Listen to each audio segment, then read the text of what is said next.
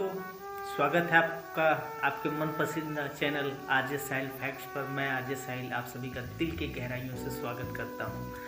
आज हम जो कहानी लेकर आए हैं, बेटा बेटी में अंतर नहीं, अंतर है, बहुत अंतर है। ये पोस्ट लगभग 75-80 साल के बीच में जीवन जी रहे दंपति की है, जिन्होंने अपने जीवन की व्यथा को बताया।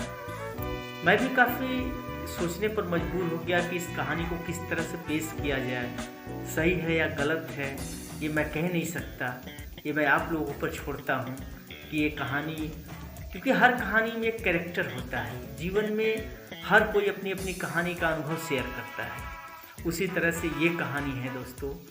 कहानी की शुरुआत होती है एक महिला के द्वारा, जो ये कहानी की शुरुआत करती हैं कि जब मैं 20 साल की थी तभी मेरी शादी होती है, और जब मेरी शादी होती है उसमें मेरे पति सरकारी कर्मचारी रहते हैं, और जब शादी होती है तो मैं ससुराल से होकर के जहाँ वो ड्यूटी करते रहते हैं वहाँ जाती हूँ।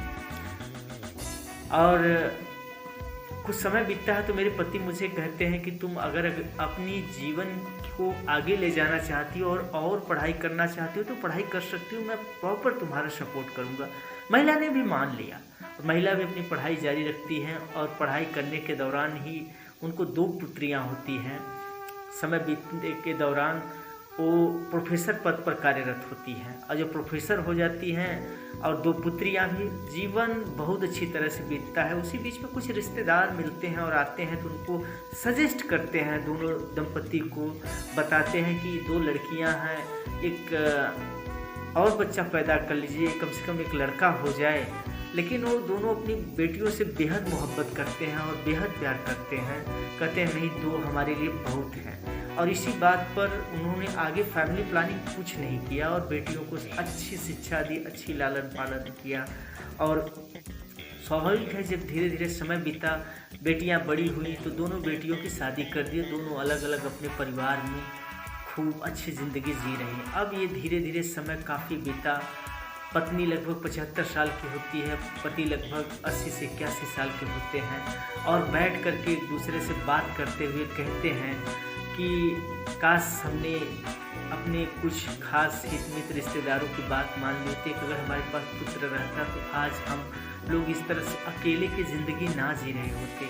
कम से कम कोई हमारे एक रोटी का उम्मीद तो होता। आज हमारी तबीयत खराब होती है, अगर पति की तबीयत खराब होती है तो बूढ़ी इस उम्र पति के लिए दवा लेने जाती है, और कहीं पत्नी की तबीयत खराब होती है तो जो बुजुर्ग लगभग 80-81 साल का है वो दवा के लिए जाता है। आज अपने हाथ से रोटी बनाना, खाना पीना और अपने लिए खुद वो व्यवस्था करना, ये दोनों अपने जीवन जो जी रहे हैं और एक दूसरे से बात करते हुए कह रहे हैं कि जो लोग ये कहते हैं कि बेटा बेटी में कोई अंतर नहीं होता, आज अगर हमारी नज़रों से देखें तो ये कहेंगे कि होता है, अंतर बहुत होता है। अगर एक बेटा होता तो कम से कम एक रोटी की उम्मीद तो होती, उस उम्मीद के सहारे जी लेते। मैं नहीं कहता कि सारी बेटियां गलत ही हैं, ऐसा नहीं, मैं क्षमा मांगकर उन लोगों से कहना चाहूँगा, व्यक्तिगत इस बात को ना ले, क्योंकि बहुत सी बेटियां हैं जो अपने फादर मदर की बहुत केयर करती हैं शादी के बाद भी।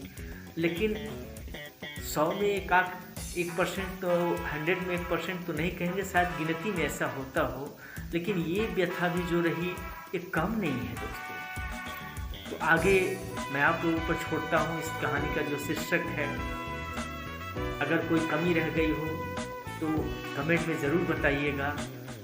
अगर कहानी अच्छी लगे तो like, subscribe, share, follow, comment ज़रूर करिएगा दोस्तों। मैं आरजे साहिल आप सभी का फिर से दिल की गहराई में स्वागत करता हूँ। फिर मिलेंगे अगली वीडियो में, तब तक के लिए आप सभी दोस्तों को दिल से नमस्कार।